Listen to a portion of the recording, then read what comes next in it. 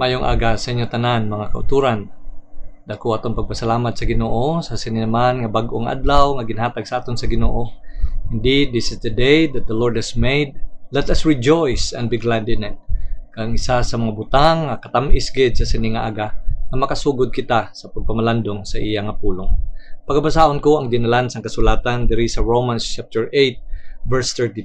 He naga-refer ni sa Ginoo, God that spared not his own son, but delivered him up for us all, how shall he not with him also freely give us all things? Kabay papakamayon sa Ginoo ang pagbasa sa iyang pulong. Magapangamuyo kita. Ginoo, salamat sa pagpukaw mo sa amon sa sining aga. Bag-o ini Ginoo nga adlaw nga ginhatag mo sa amon, kag nagakalipay kami sa sini Ginoo. Kay naintindihan namon nga tungod lang gid ini sang imo nga dako nga kaluoy sa amon. They are new every morning.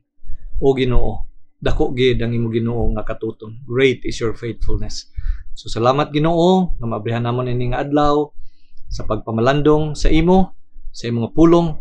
Kabay pa ini among magagiya sa amon, sa amon mga dalanon, sa sining nga tion, kag tubtob Ginoo ang imo nga anak magabalik liwan.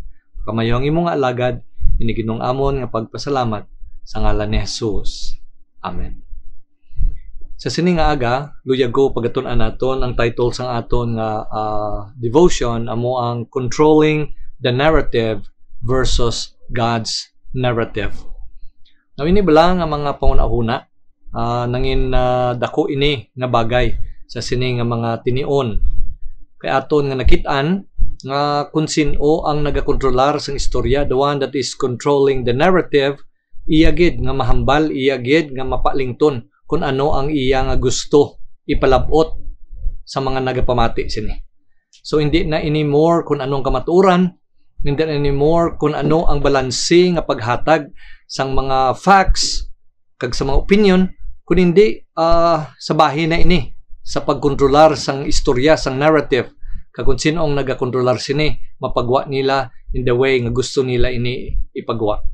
Now, ginhambal nato nina tungod kay sang sini naton nga ginatawag naton nga modern world, especially sa sining kalibutan nga napun-an subong sa social media, nga kung diin ang mga tawo ayhan naga-spend so much time gina-expose nila ila kaugalingon ayhan sa aga, dira sila gakuha sila nga news, dira sila gakuha sang mga kun ano man nga mga message salin sa ilang nga mga family, sa ilang nga mga kabyanan. But at the same time, ang mga opinion man o kung ano man ang gin-post dira ni maski kay sino. And I think this is really shaping the minds of many people.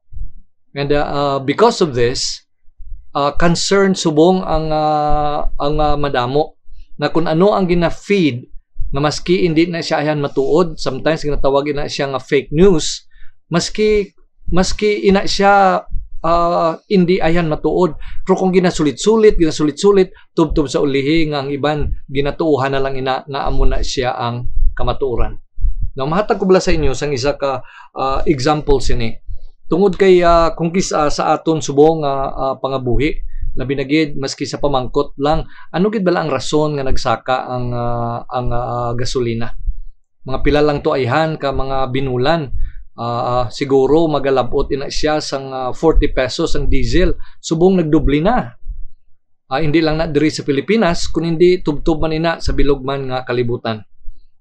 Dito ayhan sa Estados Unidos, ang ilang presidente ang iyagid nga ginahambal perme nga ang kausa sini amo tungod kay may gira dira sa Russia kag sa Ukraine nga gira sang Russia ang Ukraine, kag tungod sini nga pagilinaway nagsaka ang mga balaklon, nagsaka ang especially ang mga gasolina kag mga krudo nga kung diin kadamo gid ang nagarely sang ilang mga pangabuhian sini. So, lain-lain ang mga ginapanghambal sang iban. Isa na ina sa ginahambal ko sa inyo nga tungod ina sa gira. Ang iban naman, naghambal naman sila ti law of supply and demand na tungod kay ang mga nagaproduce sang oil dito sa Middle East kag sa iban pa nga mga lugar, wa nila ginpasakaan nga grabe ang kinahanglanon subong sang oil sa bilog nga kalibutan. So, because of the law of the supply and demand, amo na nagsaka ang gasolina. Ang iba na naman naghambal siling niya tungod man nina sa policy nila sa lantaw nilang climate change nga mag-transition halin sa fossil fuel, amoy na silang mga oil na ginagamit sa mga gasolina kag krudo, kag pakadto na sila sa renewable nga mga energy. Kag tungod kay hindi pa ready, nagjutay ang mga nagakutkot o kung nag-explore, nagapangita sang sining fossil fuel, kag tungod sang demand, nagsaka ang oil. Now, ang iba naman, mahambal naman, tungod ina siya sa speculation lang. Amo na siya ang capitalism. Na kung ma-speculate sila, magjutay ini, o kung magdamo ini, sila lang sinaiya ang nagadikta. So, even some of the people would look at that this is just mere exploitation. Gina-exploit lang sa mga businesses, ang sitwasyon subong. No, mga kauturan, ihambal ko sa inyo kung ano magid ang rason why kita diri nagahambal o kung why ako diri nagaside, kung ano gid ang tsakto ayhan nga palananawon sina. Ang ako lang buti hambal diri, hindi gid mapangitaan sang solusyon kung hindi makitaan ang tuod-tuod nga rason sang problema. So kung ano man ina ang ginapatiyog, whatever people would like to spend, whatever people would like to control the narrative para nga ma-support nila kung anuman ang ilahman nga mga kausa. As long as hindi gid matumukan ang kamatuoran, wa isang solusyon na maglabot kag mapangitaan ina sang paagi kung paano ina sulbaron ina na problema. Now, having said that, we realize nga hindi lang inaayhan sa gasolina nga nagsaka, nga daw hindi man maintindihan sang iban kung nga agid ayhan kag hindi mapangitaan sang solusyon. It could even be in politics. Nga ayhan ang mga istorya sang una nga kaklaro, subong daw hindi naklaro kag ang iban nag-ara na gani sa nagpapati sang mga butang ayhan nga luyag lang ipabalo. So whoever controls the narrative, kung sino man na siya, makapagusto siya kung anong ihambal niya. Ang worst case scenario kay kung kisa, maski mga binutig na kung kisa, maski mga fake news na kung kisa, as long na siya ang nagakontrol sa narrative. And sometimes amo nang makakita naton dra sa mga fake news, amo nang makita naton dra kung kisa sa mga social media in such a way that people will always be reading something over and over and over again, even though that's not the truth. Later on, ginakabig na ina kaginabato na siya nga kamatuoran. So mga kauturan, aton diri nga makita nga sa sinigali subo nga panag-on, hindi na ayhan ang mga tawo o kun ang mga nagapagwa sang news, they were really presenting to us balance na pangunahuna kag facts, but rather may-ari na sini sang mga kun anuman nga mga pangunahuna ang ginatanyag sa aton, pero ini siya may-ara gali sang tinutuyo to sway us into their persuasion o kung ilhay ang perspective, not necessarily the balanced truth or the truth nga luyag naton mabalaan. Now, having said that, ini ang aton nga ginbasa diri, hindi lang gali ini sa sini nga tion ang ini ang pag-control sang narrative. Na kung ano ang damo dira hambal mo dira ang damo nga sugid, ano dira ang damo ya pagwa nila nga kung ano nga ipagwa nila ayhan sa kung ano man dira nga social media para amo ni siya ang magalabot sa mga pangunahuna sang tao. But even in the time of the Lord Jesus Christ, makita naton dira kung paano ini ginkontrolar man sang mga lideres sang reliyon, sang si Jesus ari sa sini nga kalibutan, nga gusto nila i-control ang narrative. The Jewish leaders found the Lord Jesus Christ nga amo ang nag-threaten sang ilang posisyon.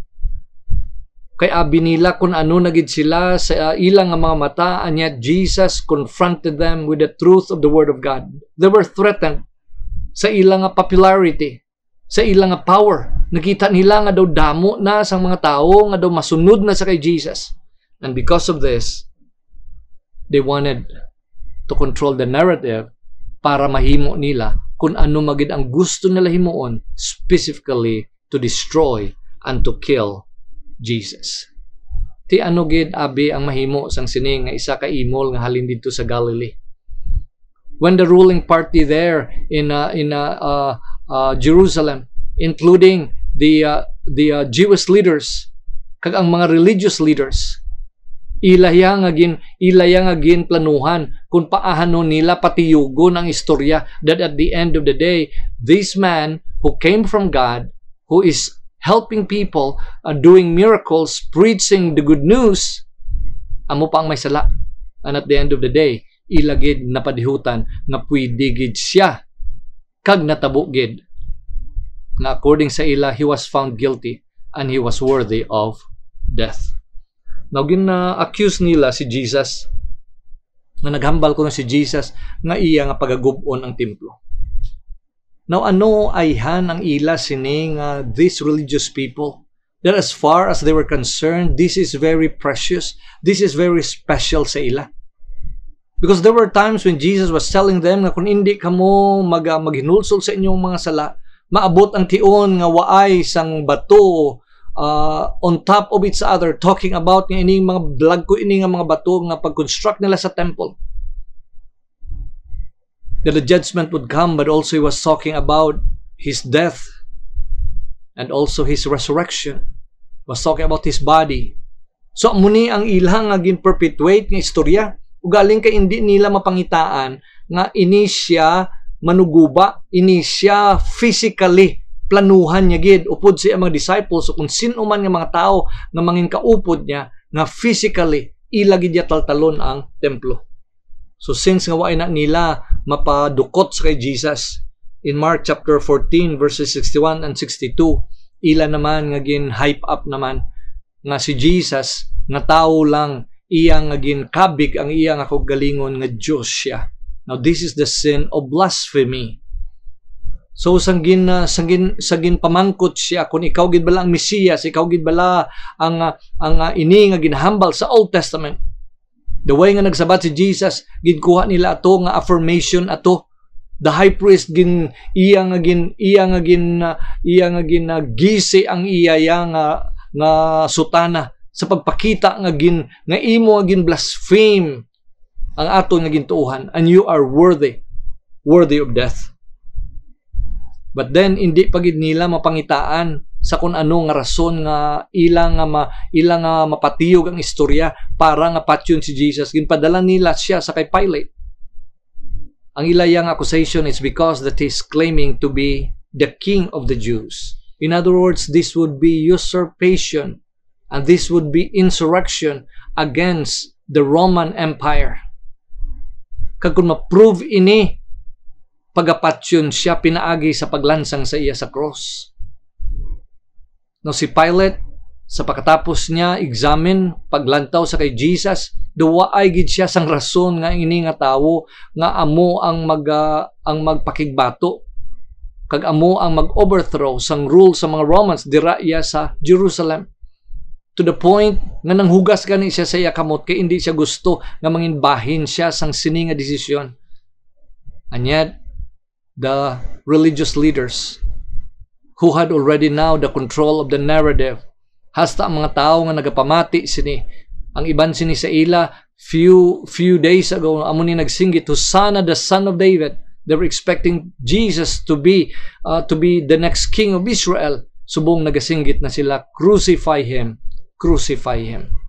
Mga kauturan diri bala naton makita nga the people who really wanted to control the narrative, it's because may ara sila sang tinutuyo kung ano gid bala ang ilang himuon. As far as Jesus is concerned, they wanted to eliminate him, to destroy him, to kill him.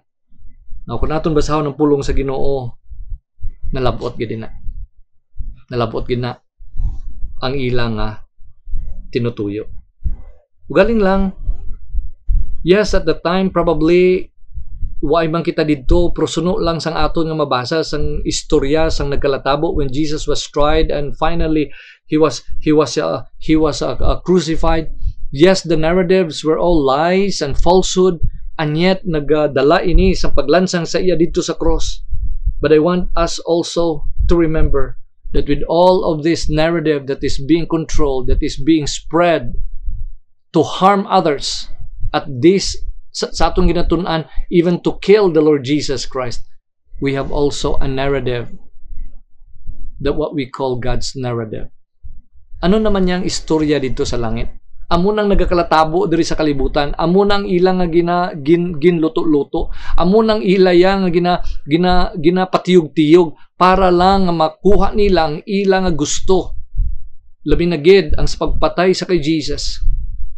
Anya dito naman niya sa langit, what is the narrative?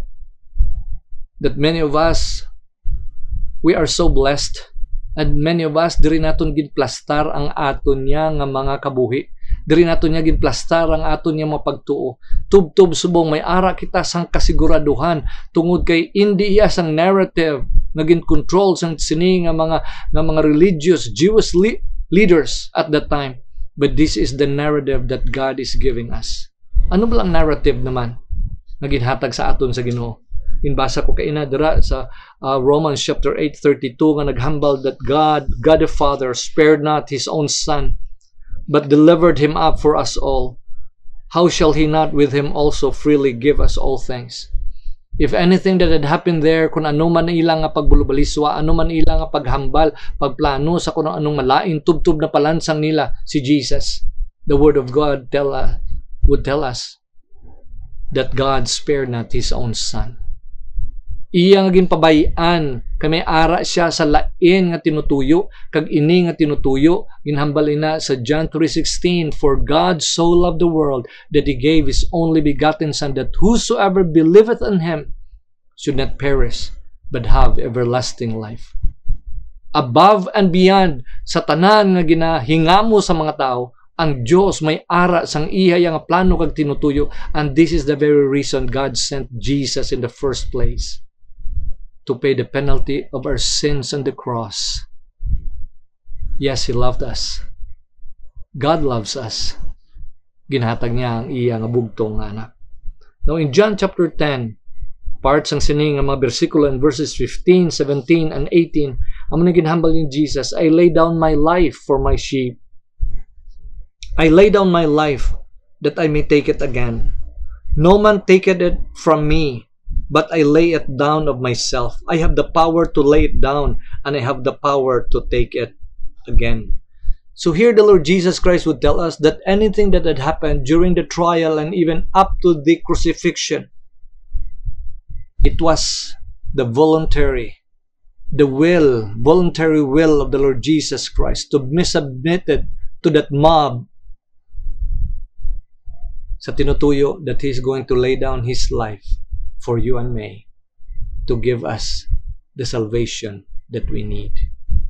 In Galatians chapter 2 verse 20, the Word of God would tell us about the Lord Jesus Christ, the Son of God, who loved me and gave Himself for me. So mga kauturan ko na atong lalantawon ang ining istorya dito sa cross. Ang istorya before sang sining nga gin-try nila si Jesus. The narrative was seemingly controlled by the Pharisees, by the scribes, by the chief priests, by the Jewish leaders.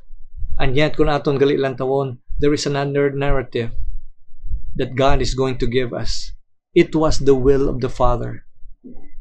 It was the plan of the Father na pinaagi sini ako kag ikaw makaangkon kita sa kaluwasan dira sa iya. He gave up His own Son. Why niya ginproteksyonan?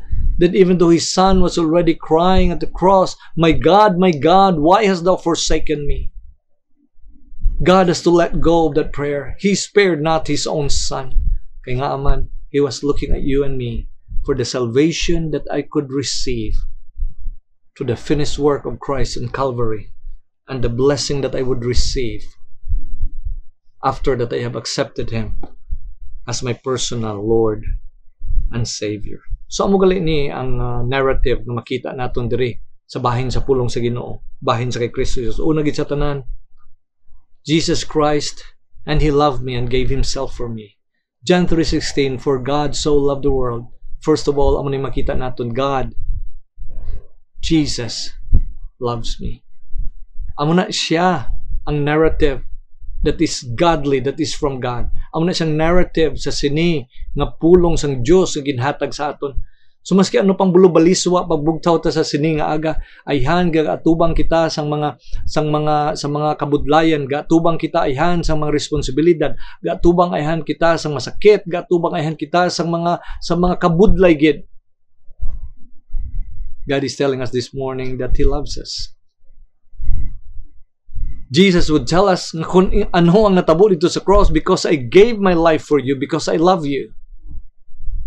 Jesus loves me. This I know, for the Bible tells me so. God loves me, for God so loved the world. Salamat gid Ginoo na kunway nako kapyutan sa sining aga, sa sining adlaw, magabugtaw ako Ginoo nga nakaintindi ako, nga ginahigugma mo ako. You know, sometimes pinablang nga statement when we consider our worth. Ano gid bilang pulo sa sini nga kabuhi ko? Ano gid bilang bili ko diri? Daway naman ko gani iya ginasapak sang iban. Nga daw sa akong pamilya daw way naman ko gani isang daw dako gid nga bahin. Now you know, when we think sang aton niya nga worth sa iban nga mga tao, malabot gid ang punto nga kung kisa daw importante man kita, daw ginapangita man kita sang iban, daw ka espesyal gid sa aton. Pero daw hindi gid na iya malabot gid ang real worth naton ari diri. Jesus, He loved me and gave Himself for me. For God so loved the world. For God loves me, He gave His Son. That is our worth. Kag hindi natin maintindihan, hindi ko na maintindihan paano Ginoo ginhigugma mo ako. Hindi man ako takos. Pero Ginoo, salamat gid. But secondly, aton man diri makita na hindi lang ang akon nga worth kay sa bahin nga ako ya ginhigugma ni Jesus, kun hindi makita ko man diri nga ang kamatayon ni Jesus dito sa cross, amo ato ang paagi nga ginpakita niya ang iya paghigugma kag paghigugma sa Dios nga Amay kung paano niya ako tubuson to rescue me. Abi niyo kadamo bala sa mga butang sa sini nga kalibutan nga hindi nato maintindihan kag kalabanan sini tungod sang resulta sang sala. Ang sala magadaldal sa aton, magaguba sa aton, kag makalabot gani sa mga punto nga dayon hindi nato maintindihan kung ano na kagumon ang aton nga kabuhi. For that very reason, Jesus went to the cross. He loved us. He gave Himself for us. Kag pinaagi sa pagbayad niya sa aton ng mga sala dito sa cross, hindi na kita tulukon sa Ginoo nga daw akig siya, nga daw kinahanglan may bayran gid kita tungod sa aton nga sala, kun hindi siya amo nang magpakamayo sa aton. And this is the second phrase, second part in Romans 8:32. How shall, if God did not spare His Son, but delivered Him up for us all, how shall He not with Him also freely give us all things? Yung katatlong butang nga makita natin sa God's narrative, God now is blessing me because of the death of His Son, the Lord Jesus Christ. Kung sang una ayhan ang kaakig sa Ginoo, kung sang una ayhan ang curse sa Ginoo magalabot sa aton, subong tungod sa ginhimo ni Kristo Jesus kapag angkon kag pagbato naton sa iya, makaagom na kita sang sinigi na tawag diri sa sininga verse, all things. Ano ning all things? All things talk about my forgiveness. All things talks about my change into the new life. All things talks about that all things work together for good to them that love God. All things talks about nga maski ano pang pagbulbaliskad sang sini nga kabuhi, maayo man o kung malain man nga mga sirkumstansya maglapot sa akon, God is not going to give me up because of His Son, because of His love, because of Jesus' love for me. So sa sining aga kanami bala nga dumdumon naton ang God's narrative, amo ni ang kamatuoran. Kag diri kita nagatindog, diri naton ginpasad ang aton mga kabuhi. Now I don't know in this past few days kung ano ba lang ang mga noises, ano nga mga tingog, ano nga mga narratives nga nagalabot sa aton. Sometimes it could pull us up, nagaka-encourage kita. Sometimes nagabutong man sa aton. Pero sa sining aga maayo gid that we are going to look at the only narrative that would stay, that would last for all eternity. And that is God's narrative. Kung ano man ang aton nga ginahimo sa sini nga kalibutan, umalagi lang ni tanan. But there is another narrative that is written in heaven and being written in heaven, how God would look at us kung paano kita nagakabuhi ka nagasunod man sa iya. Kagapasalamat kita sa Ginoo na maski ano ang aton nga sirkumstansya subong ginahigugma kita sa Ginoo. Kag kung anuman nga mga bahin nga nagbatsyag kita nga daw waay naton malabot ang aton mga ginapangita kag ginpangayo sa Ginoo, God has promised us of these all things. Kang kanami sini kay hindi lang suno sa akon yang timetable kag sa akon nga gusto, suno ini sa iya nga kaalam kag sa iya nga bugay nga magahimo suno sa akon kinahanglanon kag sang maayo gid nga madanghatan sa akon, rather than sa mga plano ko kung kisa na maski ako gani daw hindi man ko kabalo kung ano gid sini ang padulungan. So we thank the Lord this morning. I know there are so many voices, there are so many noise, there are so many narratives. Some of them are false, some of them are lies. But we thank the Lord, there is a narrative that we could place our lives, our trust, sang sini nga ginhambal sa aton sa Ginoo. Ginahigugma niya kita. That is our worth. Ang ginhimo ni Kristo Jesus tuman na ato nga hindi kita tulukon sa Ginoo sang kaakig, kun hindi sang kaluoy tungod sa ginhimo ni Kristo Jesus dito sa cross. But lastly, God has promised us all things. Everything that we need para magamit niya kita, para makapadayon kita, tubtob sa tion nga kuhaon niya kita dito dalon sa himaya. So good sa sini nga adlaw kung sa tion nga naangkon naton si Jesus, kag sa sina nga tion, God is going to supply our needs. Ang tanan naton nga kinahanglanon para nga mapuslan magamit kita, are going to be useful for His service. Magapangamuyo kita. Ginoo, salamat gid sa sini nga aga. Naging pabugtaw mo kami. Ihan kung anuman ang mga dagasululod sa amon mga pinsar, sa amon Ginoo mga balatsagon, sa amon tagipusoon pero sa sining Ginoo nga aga. Salamat Ginoo. Sang imo nga narrative. Sa imo Ginoo nga pagpatutuo sang imo nga pakigugma sa amon base sa imo nga pulong. Kag diri kami Ginoo magatindog. Diri kami Ginoo magasalig. Ang ginhimo ni Kristo Jesus tuman na ato. It's enough. It's a perfect work para Ginoo masulbar ang tanan namon Ginoo nga mga kinahanglanon labi na gid sa bahin. Sa amon nga problema sang sala, that's already been taken care of by Jesus Christ, who loved us and gave Himself for us. And thank you, Lord, for the all things that you have promised to everyone. Hindi Ginoo all things suno sa amon nga wants, but all things suno Ginoo sa amon nga mga kinahanglanon para magamit mo kami, tubtob nga dalon mo kami sa himaya. Thank you, Lord, for your word. Pakamayuhagin ang tagsa-tagsa sa siningaga. In Jesus' name. Amen.